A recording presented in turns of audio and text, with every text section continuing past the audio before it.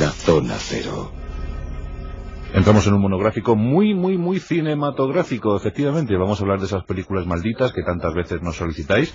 Y bueno, pues hemos reunido unas cuantas, las clásicas, las habituales, pero alguna con curiosidad y poco conocida, por cierto. Vamos a traer aquí al Gran Cine con Carlos Canales. ¿Qué tal? ¿Cómo estás, mi querido Carlos? Buenas noches. Hola, buenas noches. ¿Cuál es tu película terrorífica favorita? A mí, de las que vamos a comentar hoy, a mí Poltergeist me gusta mucho. Poltergeist. Aunque no es una película tan terrorífica, pero la verdad es que me gusta muchísimo. Muy bien. ¿Qué tal, Jesús Callejo? Buenas noches. ¿Qué tal? Muy buenas noches. ¿Y tus sustos favoritos dónde han estado? Hombre, El Exorcista, qué duda cabe. Pasé miedo junto con toda la butaca que estaban allí alrededor, sobre todo por lo impactante de las escenas. Cuando yo lo vi, es una película, pues de las primeras, yo creo que se puede considerar la primera película gore que se estrenó a nivel mundial y con éxito, y de hecho puso de moda ese tema ya. Entonces, para mí, aquellas imágenes fueron muy impactantes porque yo no estaba acostumbrado a ver aquellas escenas. Ahora sí, ¿no? Pero desde el momento yo creo que tuve pesadillas. Hay muchas películas de terror, de ciencia ficción, de fantasía que han pasado a la historia del misterio, pues precisamente por la cantidad de hechos terroríficos que las han rodeado, ¿no? Por ejemplo, me contaba Jesús Callejo antes de empezar que hay una película, El Conquistador de Mongolia, pues que tiene unos terribles efectos sobre sus protagonistas, y es que prácticamente todos murieron. Luego diremos por qué, porque hay explicación para... Todos, murieron todos. Murieron todos, ¿no? Todos. Murieron todos. El Conquistador de Mongolia, una de esas películas que forman parte ya de la leyenda, ¿no? Del misterio. Pero hay otras, y sobre todo vamos a centrar el monográfico de esta noche en las que más nos habéis solicitado. En las tres clásicas, El Exorcista, también vamos a hablar de Poltergeist y, por supuesto, de La Semilla del Diablo. Son esas tres películas que parece que están siempre, o que figuran en los rankings, ¿verdad?, del terror y de las anécdotas sobre el rodaje de las mismas. Así que, yo no sé, vamos a empezar, vamos a ver. Esta del Exorcista, decías tú, Jesús, que te había producido mucho susto. Pero mucho. ¿Pero a sus protagonistas también les produjo susto? También. Más que susto. Sobre todo a los dos principales protagonistas. Bueno, vamos a ver. El Exorcista, aparte de lo que ya comenté, ¿no?, que es una de esas películas emblemáticas, una película que ya tiene sus añitos, hizo en el año 1973, y su director, William Friedkin, fue consagrado desde ese momento pues como uno de los autores, en este caso un director especializado en el terror, y además con una serie de resortes que fueron utilizados posteriormente no solo por las sagas y las secuelas que hubo del Exorcista, que hubo dos infumables, por cierto, la última era muy graciosa, la tercera, pero bueno, y otras muy similares de un cariz muy parecido, pero por eso, siguiendo un poco las secuelas del Exorcista.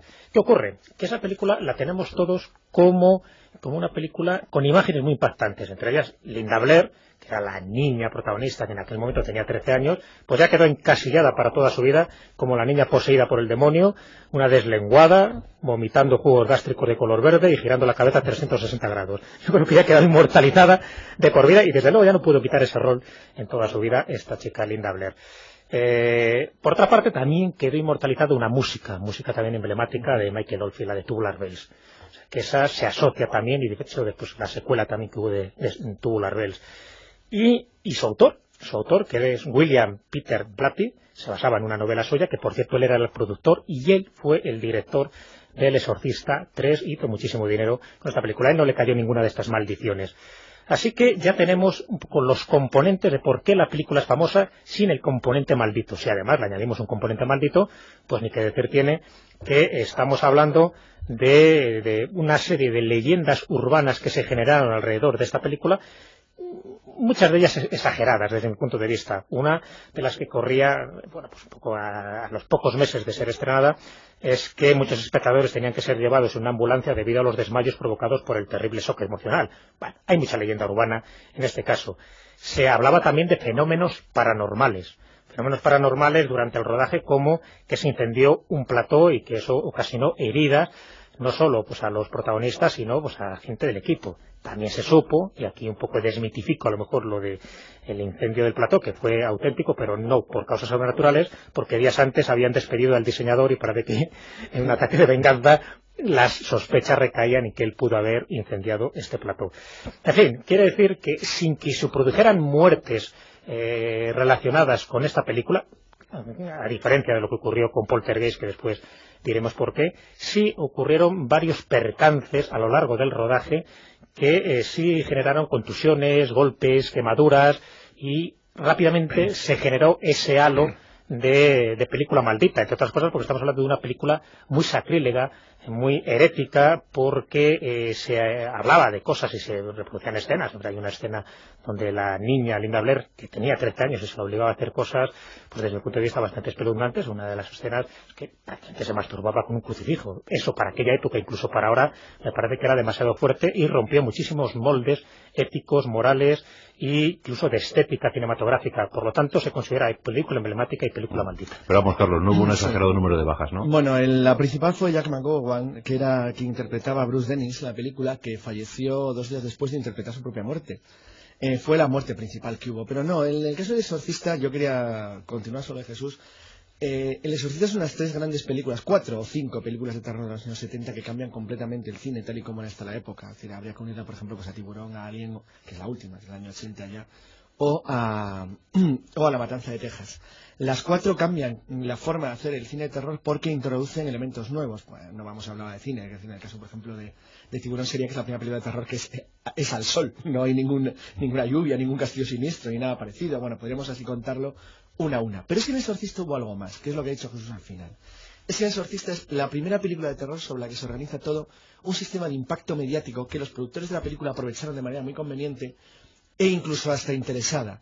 Porque, a diferencia de lo que ocurrió en otras películas después, como ocurrió por ejemplo en El misterio de la bruja de Blair, no hubo ninguna manipulación previa, es decir, no hay un trabajo de marketing previo, sino que la casualidad impulsó a que, por ejemplo, escenas como la que ha citado Jesús, hicieran que algunos reverendos muy conocidos, ya telepredicadores de primera generación, como Bill Graham, dijo que por primera vez una película representaba todo aquello que la sociedad y el pueblo americano odia o considera demoníaco. Y entonces clarificó la película como satánica y la desaconsejó como película para ser vista de manera masiva, con lo cual, claro, logró el efecto contrario que proponía. Y es que todo el mundo fue a verla. Entonces, eso, más el impacto de lo que estaba ocurriendo en Estados Unidos sobre el resto del mundo occidental, la convirtió desde luego en una de las películas más otro elemento que no hemos dicho, y es que estaba basado en un hecho real. Que eso es lo que vamos a hablar ahora, y es que se convirtió de golpe en una de las películas más conocidas de la historia. Y además, los productores empezaron a jugar, cuando ya veían el éxito, con algo que advertían de todas maneras previamente, y es, esta película se basa, aunque con ciertos cambios como luego veremos, en hechos reales. En una sociedad, hay que tener en cuenta que Estados Unidos es una sociedad todavía hoy mayoritariamente, yo todavía porque en Estados Unidos la población católica aumenta en población más rápidamente en las diversas iglesias protestantes, pero Estados Unidos es una sociedad profundamente protestante en su concepto de la moral, de la estructura social e incluso de lo que la imagen que ellos mismos proyectan de sí mismos. Entonces, esta era una película, en principio, para el americano medio de dinero, es decir, para el que va al cine habitualmente, que supone el grupo máximo de la recaudación, una película irlandesa, italo-irlandesa. Es una película de católicos. Todo el mundo ha tenido católicos en el colegio, pero es una película en principio distinta. No es de tu entorno cultural. Sin embargo, es una película de tu país, con lo cual genera además una especie de atracción de lo que es próximo a ti pero no conocido. El catolicismo, la visión que se tiene de Estados Unidos ha cambiado enormemente en los últimos 10-20 años, porque es en los últimos 50 cuando los norteamericanos se han acostumbrado de verdad a vivir con un núcleo de población católica muy alto. Hasta principios del siglo XX no era así. Entonces, el hecho de que fuera el protagonista, porque el protagonista, aparte de la niña y todo lo que le ocurre, es realmente el segundo de los exorcistas que interviene, es decir, el papel interpretado por Max von Sydow, que es un sacerdote católico. El padre Merrin. Claro, lo cual supone un shock curiosísimo, y es, en una sociedad tan tecnológica como la norteamericana de la época, que acaba de llegar a la luna, decir, bueno, ¿de verdad puede ocurrir esto? Entonces, bueno, entre los espectadores surgieron unas dudas enormes, es decir, ¿esto se basa de verdad en algo real? Y ahí viene la respuesta. Sí. Hubo un caso real, ¿no?, que sirvió de inspiración para la elaboración de esta película. Sí, exactamente. De una forma muy resumida, es un caso real que ocurrió en el año 1949, cuando el diario Washington Post publica una serie de artículos, de reportajes, donde recoge el extraño caso ocurrido en Maryland, referido a un joven estudiante de 14 años. Por lo tanto, estamos hablando de un chico y no de una chica, como después aparece reflejado en la película. Este joven estudiante de 14 años de la Universidad de Georgetown pues parecía estar poseído por una fuerza maligna, tan poseído, ¿no?, según las circunstancias que se fueron analizando, porque hablaba idiomas que desconocía, los muebles de la habitación volaban por los aires, surgían ruidos terroríficos debajo de la cama. De todas formas, si tenía 14 años y ya estaba en la Universidad de Georgetown, pues era para que ocurrieran este tipo de fenómenos y más, ¿no? Bueno, la cosa es que al final los padres del chico recurren a la ayuda de un párroco local, que en la película es el párroco Carras y después Merry, ¿no? Hay dos exorcistas, cosa que en la historia real solo había uno, y ese párroco local es el que practica un exorcismo, y al final, bueno, pues queda diluido un poco el caso con una serie de incidentes que ocurren alrededor de este chico y que luego recoge William Peter Blatty en su novela, dándole también una cierta fantasía, y que luego se convierte en el guionista y en el productor del Exorcista. El Exorcista, que ya tiene 30 años cumplidos. 30 años, en el año 1973, la última secuela que yo conozco es la que hizo el mismo autor, William Peter Blatty, en el año 1990. Pero a ti, Carlos, la que te emocionó especialmente fue Poltergeist. A mí Poltergeist me gustó porque... Ven hacia la luz. Como todas... ya estamos aquí. Sí, como todas las películas... Ya están aquí, ¿no? Como todas las películas de Spielberg. Bueno, de Spielberg, ahora hablaremos porque hay una enorme duda sobre quién dirigió esta película de verdad.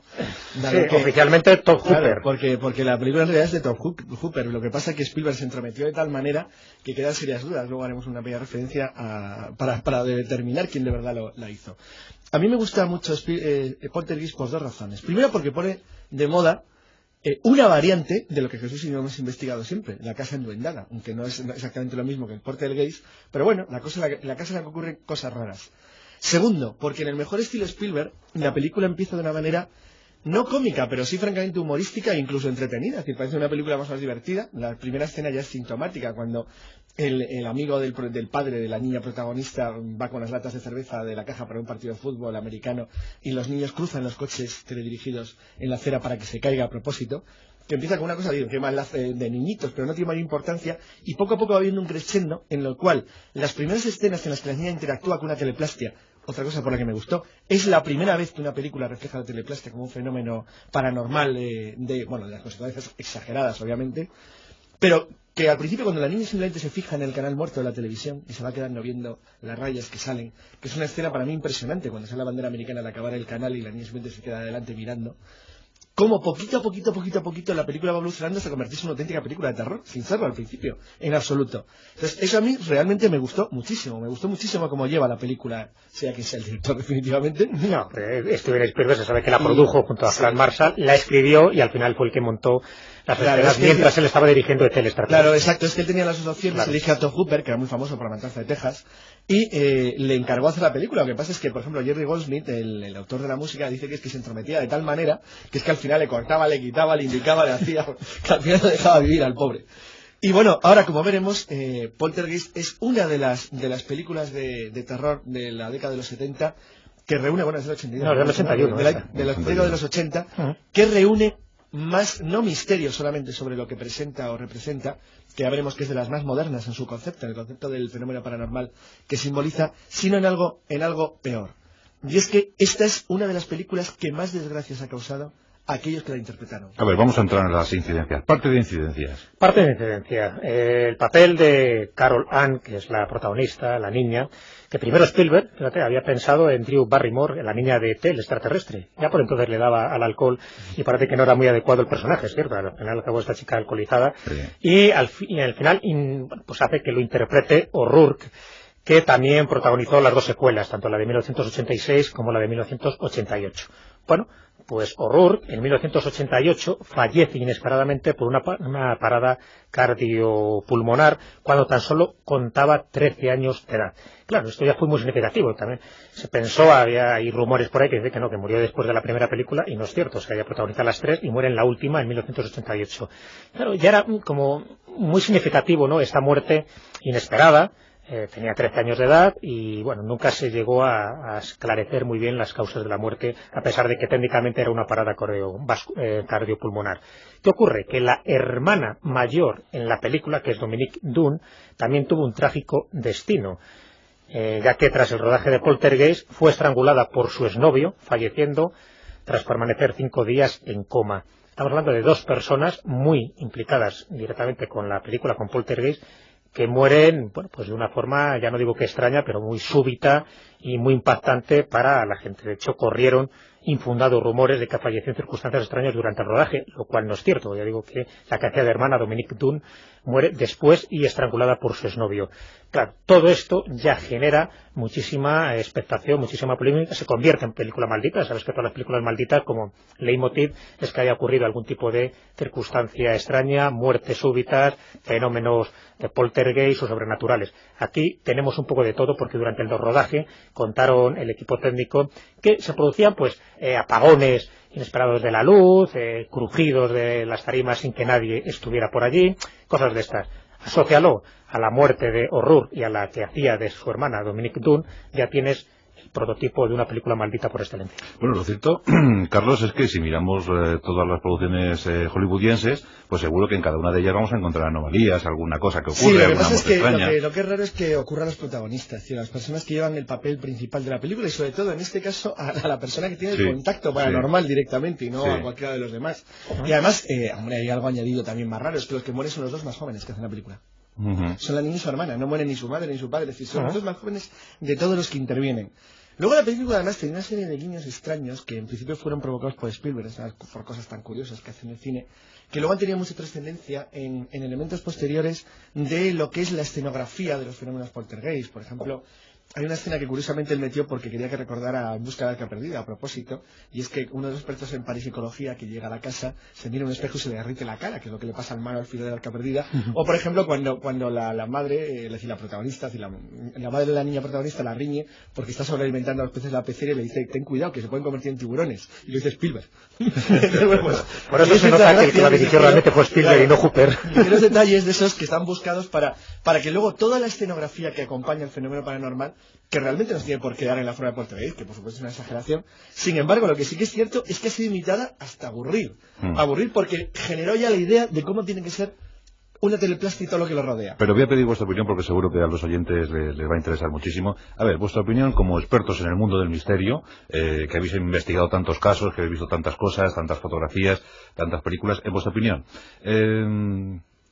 Vamos a ver, Poltergeist y El Exorcista son películas bien hechas que representan o que presentan bien los fenómenos paranormales. De forma exagerada. Muy exagerada, sí. Lo que es en la base sí, porque claro que hay cosas que tienen su lógica. En El Exorcista, cuando he contado lo de la niña que gira 360 grados, ya es imposible. Es imposible. Para que hable, que tenga la sinoglosia, ese fenómeno paranormal de hablar lenguas desconocidas, pues también. Y determinados son los vómitos, las palabras obscenas. Eso forma parte de un exorcismo, de un ritual exorcista. Igual que en Poltergeist ocurre algo parecido, pero vamos, desde luego eso de que quede atrapada en medio de la televisión y que la medium Tangina, que lo interpreta Zelda Rubinstein, pues diga: vete a la luz, Carol. Bueno, pues en fin, como que no. Está muy exagerado.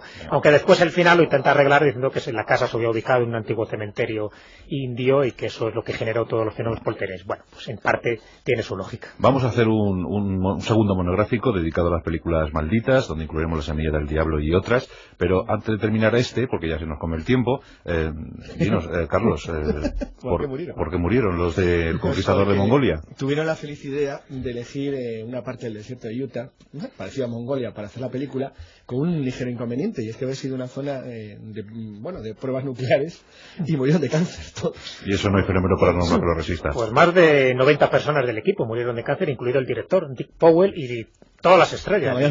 John Wayne, Susan Hayward, Ash Muirhead, Pedro Armendáriz, todos de cáncer en años distintos, por supuesto, pero con la misma sintomatología, y es porque esa zona de St. George en Utah había sido contaminada por radiactividad por las pruebas nucleares. Pruebas nucleares en Utah, y se fueron a rodar allí. Pues claro, 90 fallecidos, la mayor masacre. Sí, está considerada como la película que más muertes ha causado por la imprudencia del director y de todos los que buscaron aquel lugar. Cuando vean ustedes El Conquistador de Mongolia, por favor, recen por sus almas. Fueron 90. Gracias, amigos. Hasta luego.